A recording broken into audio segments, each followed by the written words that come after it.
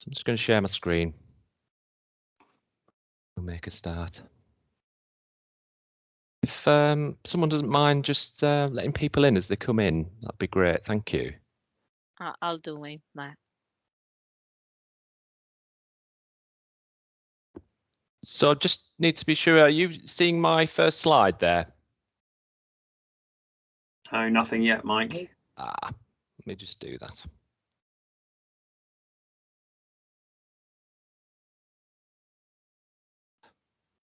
Okay, so a big warm welcome to everyone that's joining today. We're going to be doing a 50-minute session on a line manager's lunch and learn to the Level 4 Project Data Analyst Apprenticeship.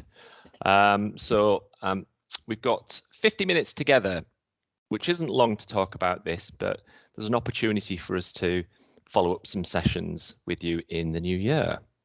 So do we have an agenda? Joined by Joe Stanford, Head of Profession at HE, along with James. Hey, James, I've forgotten your surname. I'm sorry. Smith. James Smith, thank you. So James delivers the Level 4 Project Data Analyst Apprenticeship, and he's going to share some essentials around that today with you. And then I'm going to be talking a little bit about what support's available to you, do a bit around the 20% off the job training, and then take some questions, and we'll close just before 10 to 1. So what are you going to learn from today's session? Some expected learning outcomes. Essentially, why the Level 4 Project Data Analyst Apprenticeship? Why is it important? What do you need to know? Why is data analytics important to you working in the NHS? We're going to share some links, some resources, and some checklists about what support's available to you as line managers, what to start to think about, how do you maximize the job learning, and what available is open to you. You'll also be linked to others that can offer support and advice and guidance, and I'll be sharing some lunch and learns that we've done with Projecting Success around this standard. And the useful resources are open to anyone, so we will be sharing those with you today. As I said, we'll share the presentation slides because there are links that I've put into that for you to take away and share with others, essentially, and use that as a starting point for a conversation. We'll share our contact information as well in the chat, so you can take that away with you and get in touch at any time. We'll pick questions up that we haven't been able to answer our time together at some point, so we'll share those back with you. And this is the start of a conversation. So we are looking to hold additional sessions for line managers in the new year, so look out for those. So I'm going to now pause there and ask James to just discuss the standard and his thoughts. I'm up next, aren't I, Mike? Oh, sorry. Yes, you are, Joe. Thank you. Yeah, sorry, Joe Stanford. That's what I get for changing the agenda timing last minute. Oh, Mike, throwing them off. Morning, everybody. Well, just about afternoon now. So thank you all for joining us. I'm Joe Stanford. I'm Head of the Corporate Portfolio Office at Health Education England, and I'm also Head of Project Profession.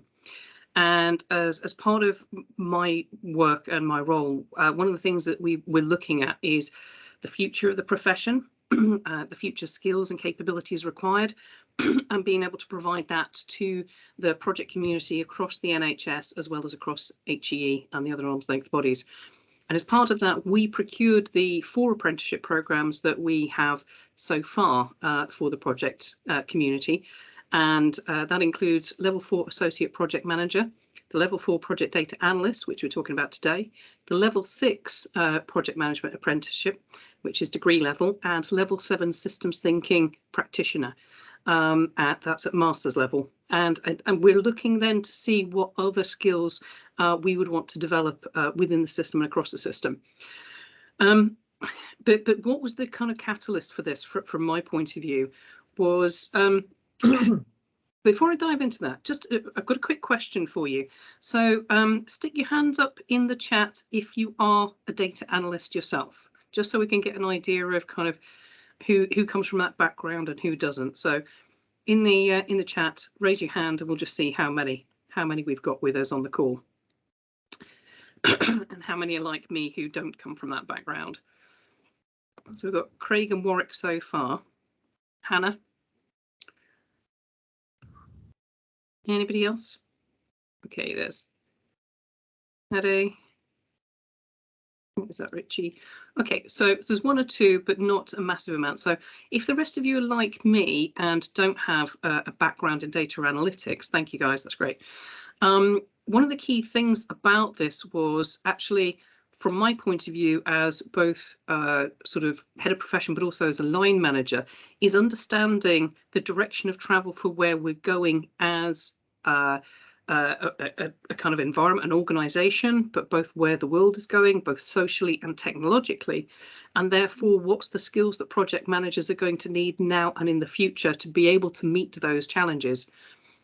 So I've got another question for you, and I'm just going to share my slides, and it's a quick pop quiz, and just to get an indication of the age group, have a look at this slide. There are 15 pictures on there.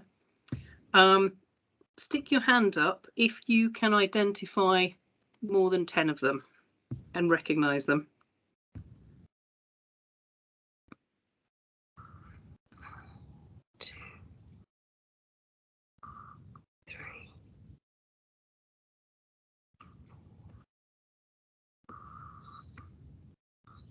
We have about 5 people there, Joe. With 5 or 6, up. Okay. Mm-hmm. 7, yeah. Oh, it's coming in. Mm-hmm. Okay, just gives me a little bit of an indication of perhaps the sort of age range of the attendees. The reason I'm asking this is this is about where data analytics has come from, and also what wasn't available or what didn't exist when some of us might have started out in the profession or in the sector, and therefore we don't necessarily have the skills in relation to this. So yes, sorry, there's a good point there from Raquel that there's perhaps a nationality bias in relation to that particular one. So if you didn't grow up watching TV in this country, then they may not be particularly familiar with you. So the thing about it is that growing up with those things, data analytics didn't exist. It was pen and paper. It was pre-computer, never mind sort of pre AI and all of those other technological advances. And therefore, myself and a lot of my counterparts who might be line managers now, who have got a good sort of 20, 30 years of work behind us, and also the senior people in organizations, didn't grow up with what we're going to be facing in the next, generation, which is a world that is entirely data and analytics driven. So you all have seen the news about Mark Zuckerberg and his, metaverse and the whole creation of the world in which we are engaging and socializing and buying and selling and, living in the sort of virtual future. Well, there's no stopping that coming. And the thing for us is to what extent and how do we engage with that and learn about it as early as possible. And the thing about all of this stuff, it's all backed up with data. Now, we might not be creating the metaverse of the future, but at some point we're going to be engaging with it. But even before that, it's about how we learn the skills to be able to engage with the data and understand what's going on with the data underneath. So when we talk about data and when we talk about, how we use data and how we engage with it, we're doing it in a world that has shifted so much since the millennium that the stability, the regularity, the kind of, the long pace of change has shifted exponentially. So, whereas we used to do sort of annual plans, I can't tell you what's happening next week. In fact, a month ago, we didn't know that there was going to be a merger between 4 organizations that we're now going to be dealing with in the next sort of 12 to 18 months.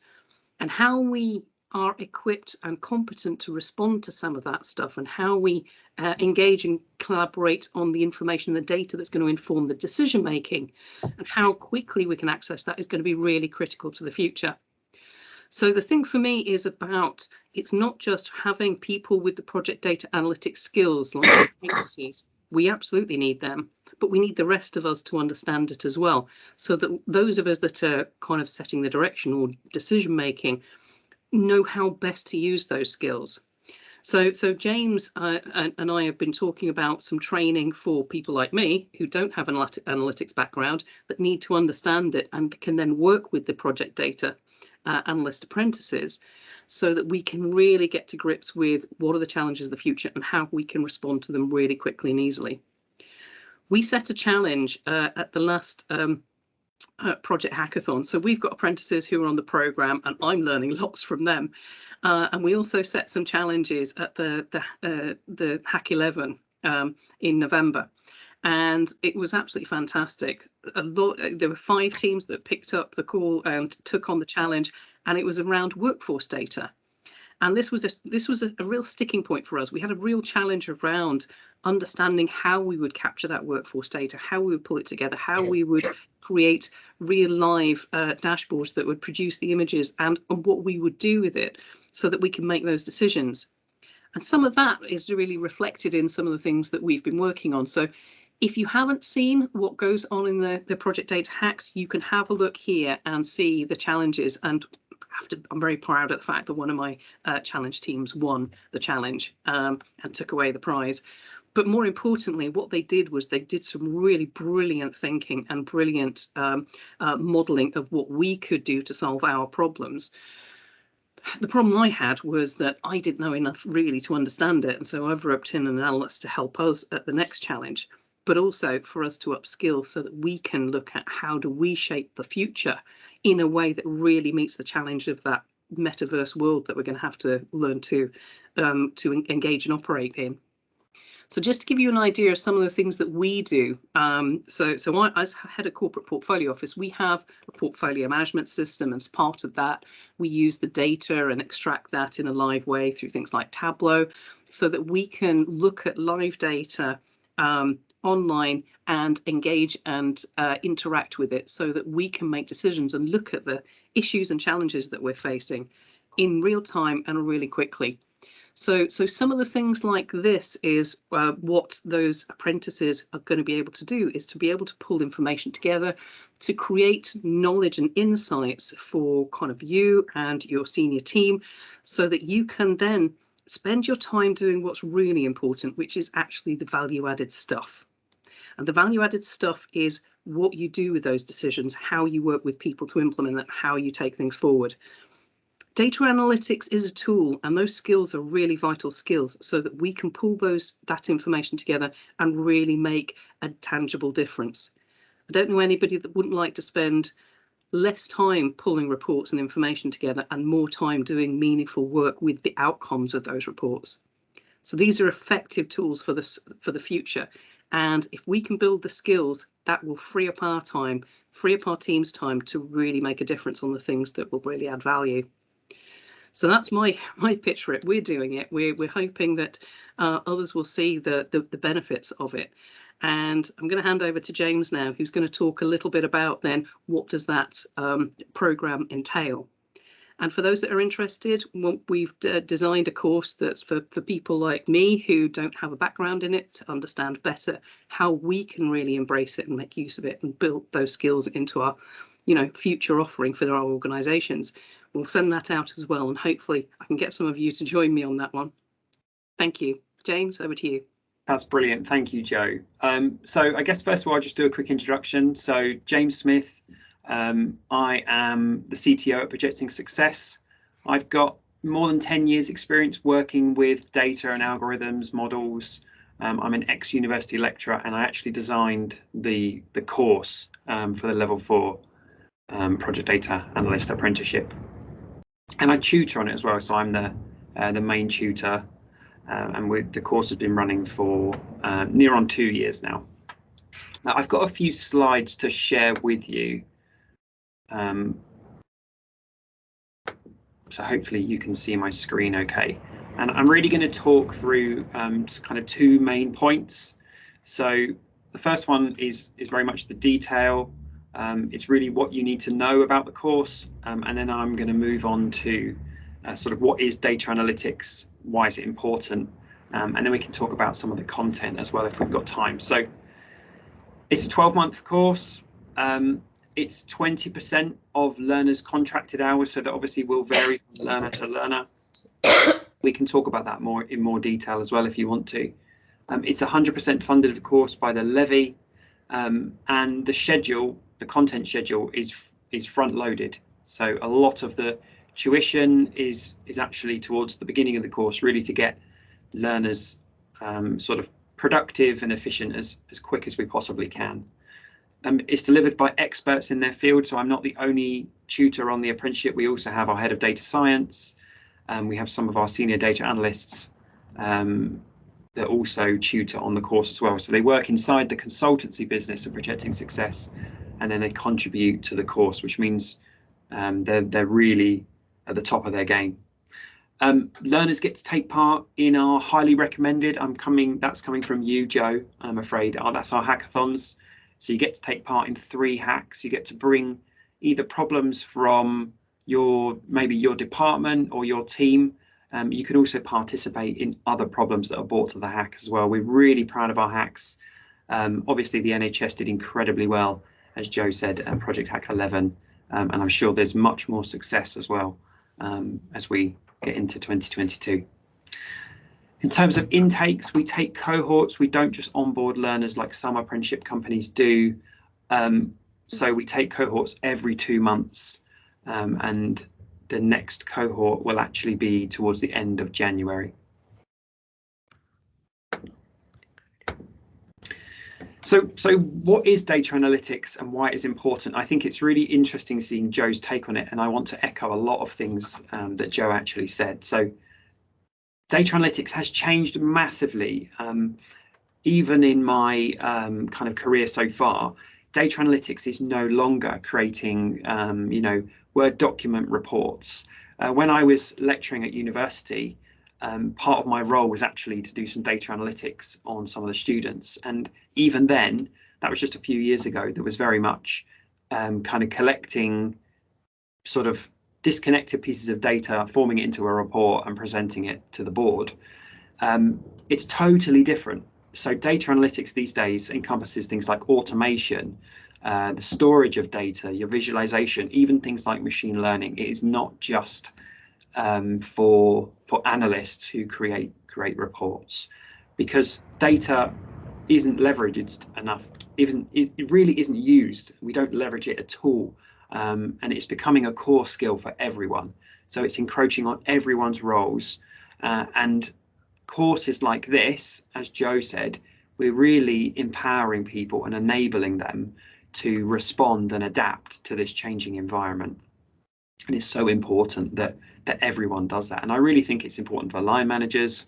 It's important for operational staff, because you don't know what you don't know. How can you define strategy if you're not comfortable and familiar with data analytics?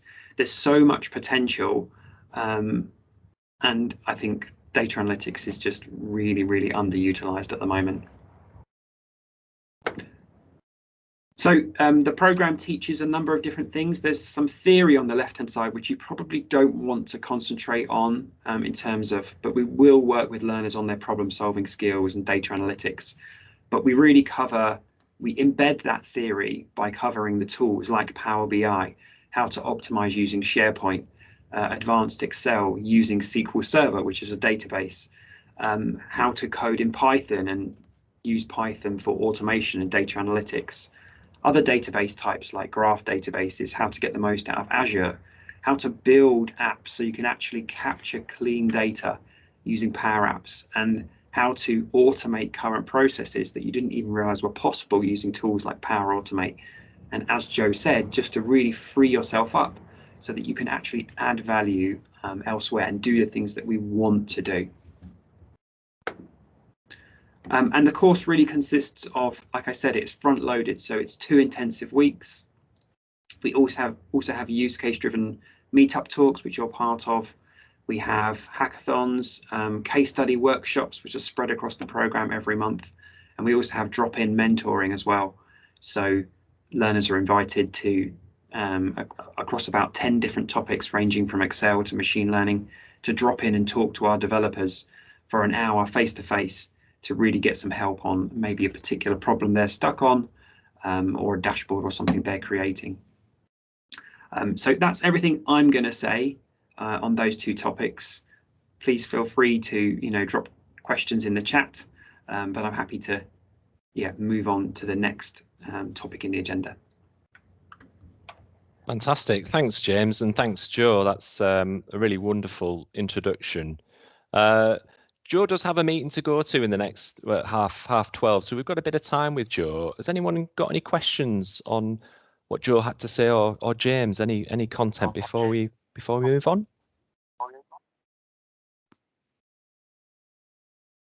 Stick your hand up in the chat. Yeah, absolutely. Yeah, pop something in the chat, or we'll come to you. I think one of the hard things to really articulate is the breadth of activities and improvements that can be made. I mean, just a simple example of one of the things that one of my team's doing is automating invites to events. We run project community events, and we have to do a lot of stakeholder engagement. And one of the challenges has always been the whole manual kind of processing of that. And so being able to automate that, takes out the risk of errors, and it also just speeds up the process and allows us to track engagement much more effectively. James mentioned the hacks, and we've got the next hack is in February, and we just finished drafting the next hack challenge, and that one's about social media and how we can use the data analytics from our social media kind of platforms and engagement to really target engagement much more effectively and get that information out there. So there's a hand up. So there is. Yeah. Anne, do you want to ask a question? Make a comment? Hiya, hi there. So my reason for joining you guys today was sort of twofold. So obviously to find out more about this, because it does, it's a fascinating subject for me, but also to consider whether this might be an apprenticeship that might be something that I might be interested myself in doing, or my team. So obviously, I'd welcome maybe an offline chat with someone as to whether, that would be appropriate. But maybe I wonder if someone could maybe talk about who are you actually considering this to be aimed at the moment? If there's anyone in, any particular type of roles that you're thinking, that you have in mind, or whether you are thinking more generally across the board. I think there's kind of two approaches to this. One, there's a very pragmatic one. If you identify that there is a need and an interest, just do it. We've got people in all different roles and at all different levels doing it, because the thing is, it didn't exist before. So it's not something that is grade specific or role specific. It's a skill set I think everybody should have. And I'd be really honest, if I had the time, I would absolutely do it myself. Even though I wouldn't necessarily be doing a lot of the doing, I think it's such a vital skill set that really so many people need. It's about all of us collectively catching up on it. So don't worry about thinking that it's aimed or targeted at specific people. It really isn't. I think this is something that could appeal to lots of different roles, people in lots of different areas. Now this one really, it's got a project lens to it, which it isn't necessarily a kind of a deal breaker, because one of the things that we do is we work with our kind of workforce data colleagues, or the people who work in the analytics team, and there's a need for an understanding from their side in terms of what's the application of some of this from a project context. So things like, stakeholder engagement, information around benefits, tracking data, improving just processes and how we work with data. So it's not limited or targeted at anybody in particular. We just happen to be bringing it through the lens of the project profession, because we see that there is a particular need there. But I think it would apply to most people across the organisations. Does that answer your question, Anne? Yeah, that's absolutely fantastic. And yeah, more than answers my question actually. So yeah, brilliant. Thank you ever so much, Joe, for that. And we I can think definitely follow up, and Mike can have a chat with you and your team about taking that forward, and then, you know. Yeah, I've definitely got at least 2 people in my team who I think would also be interested. So yeah, but rather than taking up a load of time today in this session with just me and my team, maybe we'll take it offline to another time. That'd be great. Thank you. Yeah, happy to do that, Anne, because I think there is something about an entire team of people going on that form of learning. So you're learning at the same pace, in the same content, in the same sort of sequential way. So yeah, if you want to drop me an email, that's absolutely fine. We can have a conversation about that. I'll do that this afternoon. Thank you. Oh, great. Thanks, Anne.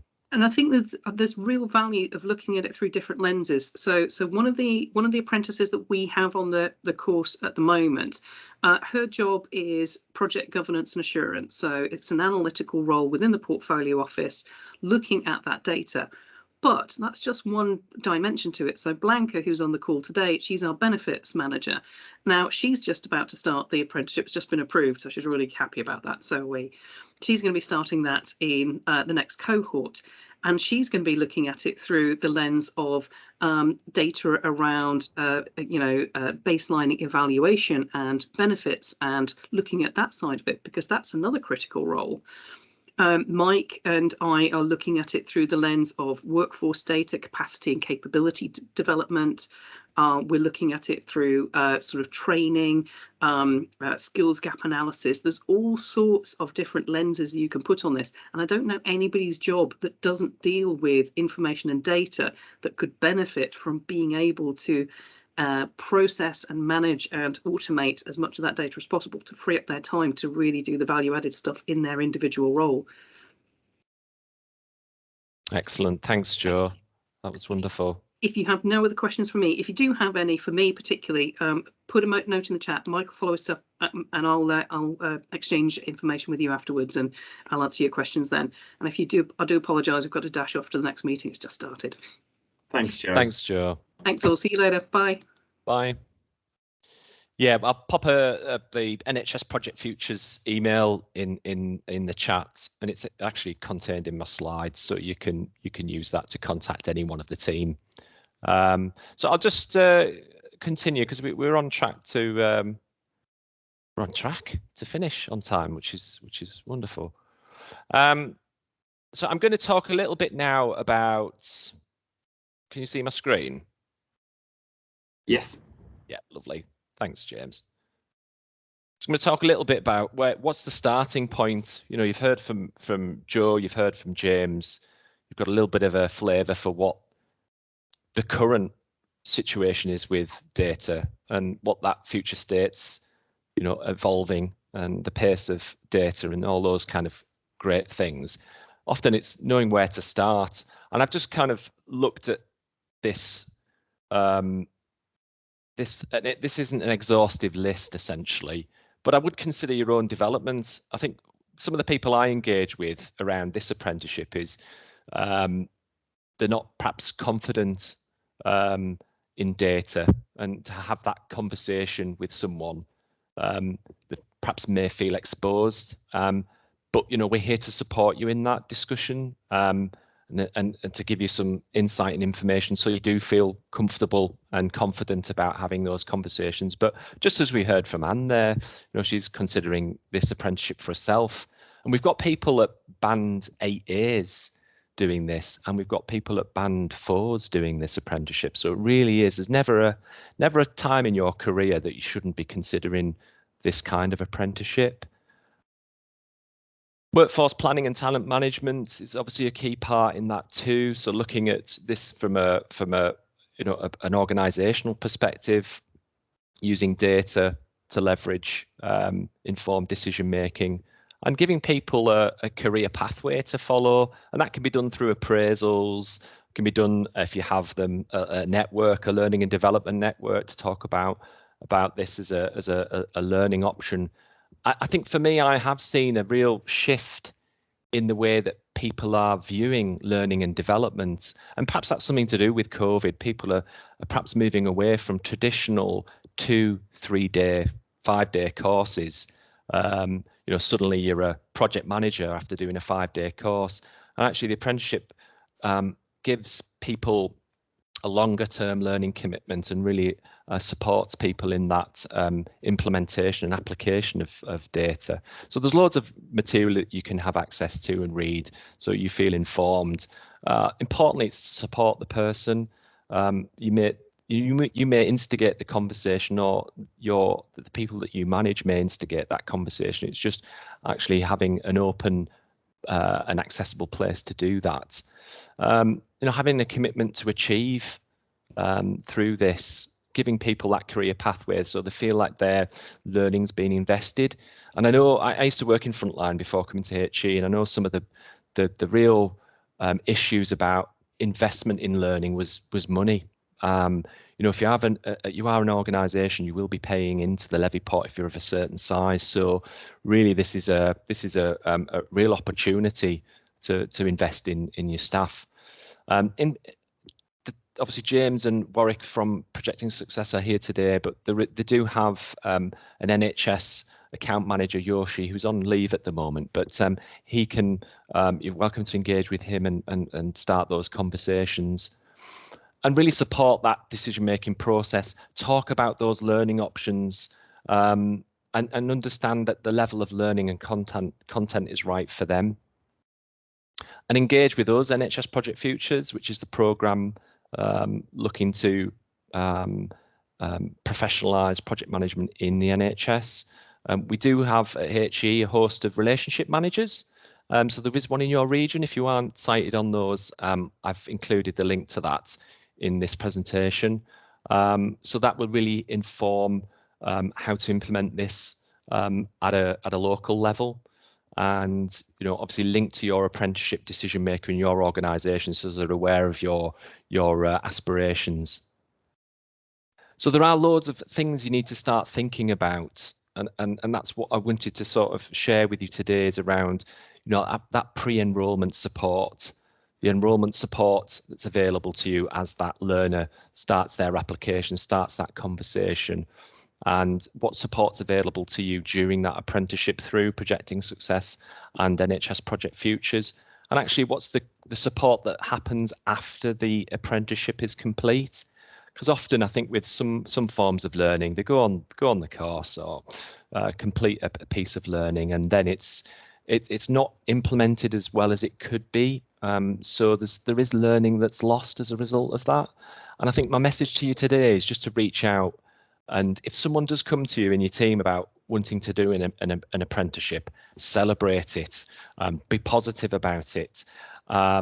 Because often I think I do feel in certain parts of the NHS that someone wants to undertake an apprenticeship, it's kind of a the default is I'm not sure about that.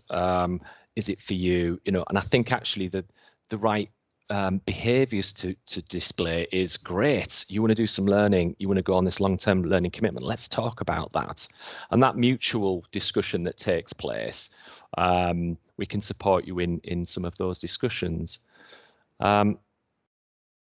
So there are some myths about the 20% off the job training, and I wanted to sort of just highlight a couple of those today.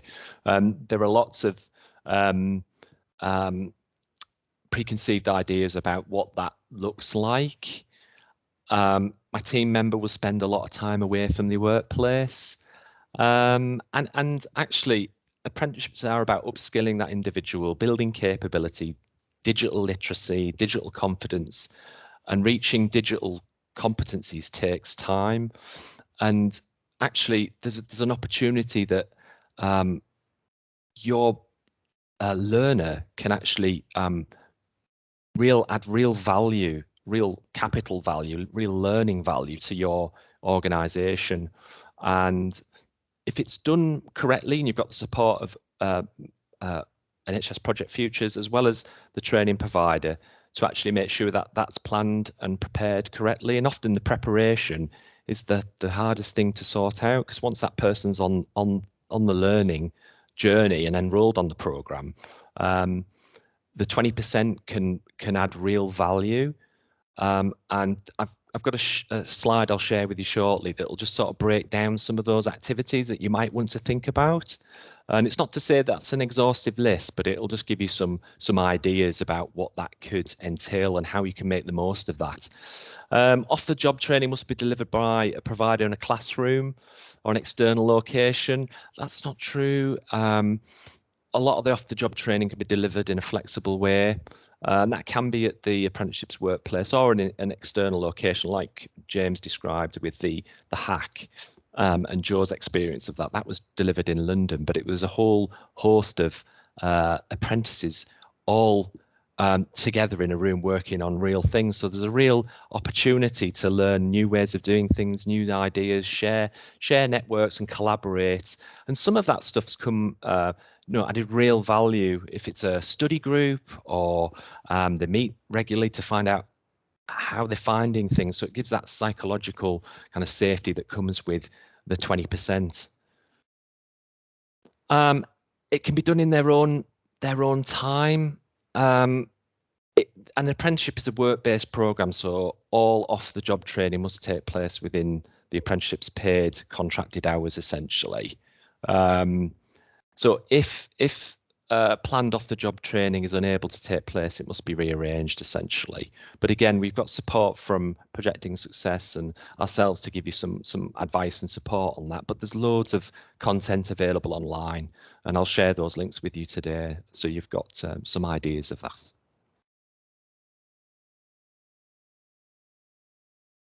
So how do you maximize the 20% off the job training? I mentioned it earlier about really sort of working with the learner and the tutor, in this case James, to really plan for that training. So it is scheduled in, there's no surprises, you're making the most of the learning that goes on in that time, and it's really adding value to the whole process.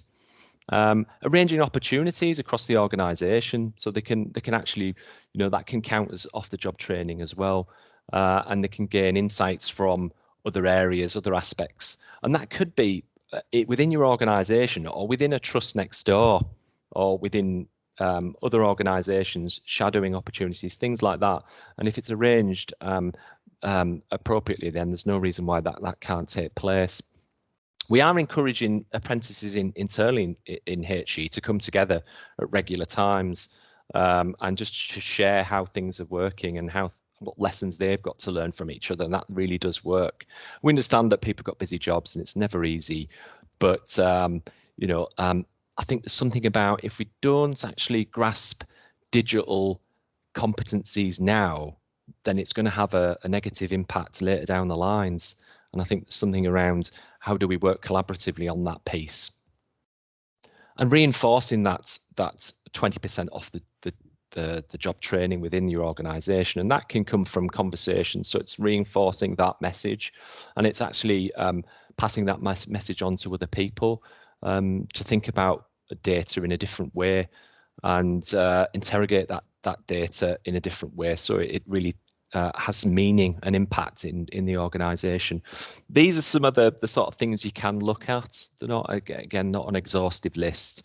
There's things like the e-learning modules that we created on e-learning for healthcare. That's had near 9,500 hits since its release. I'll put the link in this slide deck so you can have a look at those. And there's 5 modules in total. So that's another way of learning, because I think it's important that whoever goes on this learning, it's that they're not starting this from a cold start, that they're accessing other forms of learning. So it's starting to warm up that kind of growth mindset that comes with a long-term learning commitment, such as an apprenticeship. There's the hacks that James and Joe have mentioned today. Those are absolutely brilliant. I only went to the one day, but that was absolutely fantastic. And just to see people from different areas, different industries, different levels, just to come together and work on certain challenges and present that back was absolutely amazing. Study buddy sessions is one at HE that a couple of colleagues are doing, and those work really well. And I think actually study buddies across the system. So, Leeds Teaching Hospital, Mid Yorks Hospital, they're 10 minutes from each other. There's no reason why those apprentices on that apprenticeship can't just come together and look at what that means for each of their organisations and share that intel and that learning. So I'll share those with you, and you can have a read through. There's loads of resources available. I've put a few things in there around the 20%, so you feel comfortable and confident when you get asked by your manager about your learner, what does that mean, and what does it look like, and what does it feel like when someone is going on that 20% off the job training. So there's some useful resources there. I've also included a couple of slides in about because I'm making some assumptions that you know what an apprentice is and what the basics are of an apprentice. I put some links in here that will be really useful for you to access, along with Projecting Success's corporate website. The relationship managers links in there, so you've got one for you whether you're based in the Northwest or down south or in the Midlands. Then there's someone you can speak to about that. And I put a few links in for the government and the Institute of Apprenticeships. National Apprenticeship Week's happening in February, and it's a week-long apprenticeship event, and I'm going to be hosting a few things there. I've also done a number of lunch and learns with Projecting Success, and I'll share those with you, including a taster course that James delivered, and that'll just give you another sort of another lens to look at and another way of building up your confidence and your understanding of this apprenticeship. And there's a few more links there. I've put the HE Talent for Care because they've got a good strategy framework that's open to everyone. That's about get in, get on, go further. So have a look at that if you get time.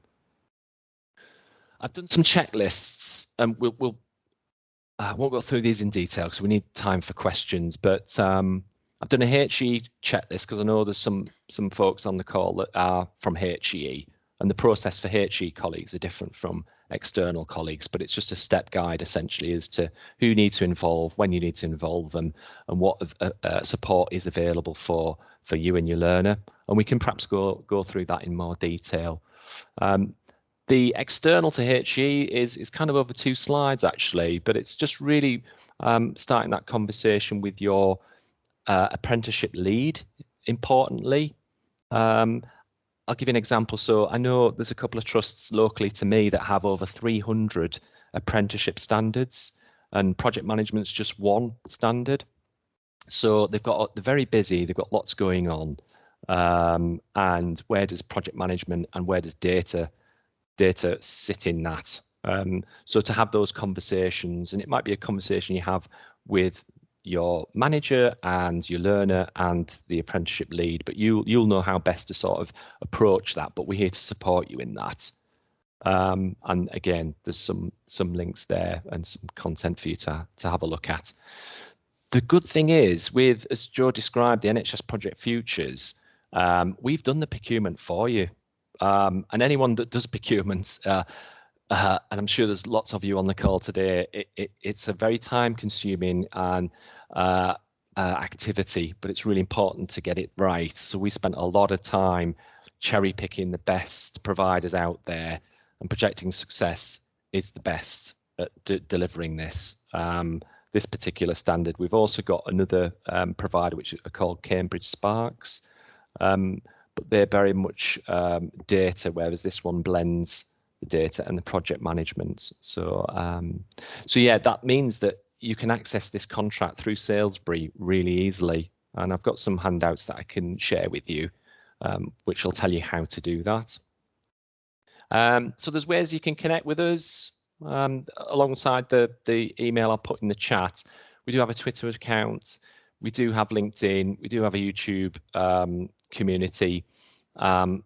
You see our email there at the bottom, and we have a community of practice on Knowledge Hub for those of you that are interested. It's a capability development SIG group that's there. It has 940 members from the NHS, and data will form part of the offer there, so people can come in and share things, and we'll have an apprenticeship offer there too. So there's like a working group that we're going to put in place.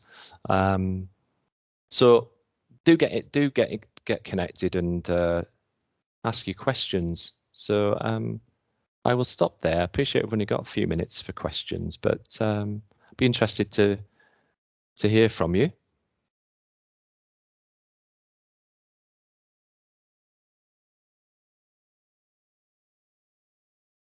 In terms of the lead time for someone interested in applying, what's the sort of lead time into that, James?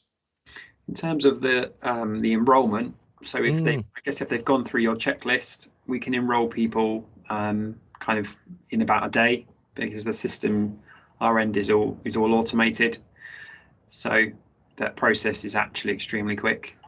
No, that's good to know.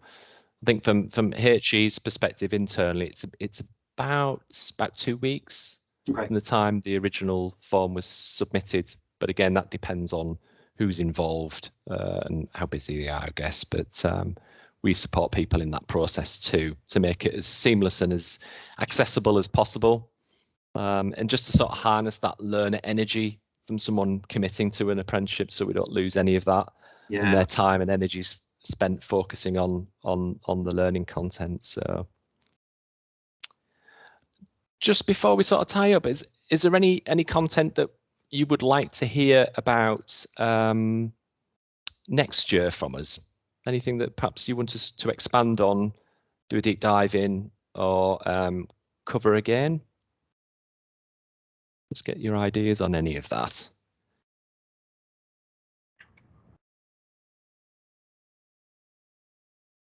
There's a question here from so there's a question on prior knowledge. So we don't need any prior knowledge at all. Definitely no feeder course. We will assess your ability as you come into the course, and then we can help and work with the learner to ensure that we kind of build the skills in the relevant area for you. But in terms of the tuition in the particular kind of theory and tools, then we start right from the very beginning. So no feeder course required. Yes, it's delivered. So other than the hacks, which are sometimes face-to-face, sometimes virtual, everything else is delivered through Teams. So I'm just picking up questions in the chat. Yeah, no, I see that too. That's great. Thanks, James. Well, thanks, Raquel. That's great. Okay. Well, let me just pop our email for NHS Project Futures in the chat.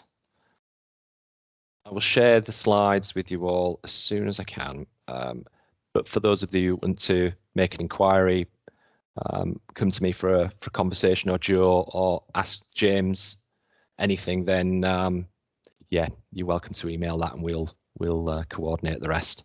So thanks for listening, and thanks for your time. Thanks, James. Yeah, you're more than welcome. Thank you, Mike, for the opportunity. No problem. Pleasure. And thanks for joining, and have a good afternoon, everyone. Yeah, have a great weekend, everyone. Thank you. Cheers. Thank you very much. Thanks so much, Cheers. everyone. Merry Christmas. Merry Christmas. Yes. Merry Christmas. Merry Christmas. Bye. Bye.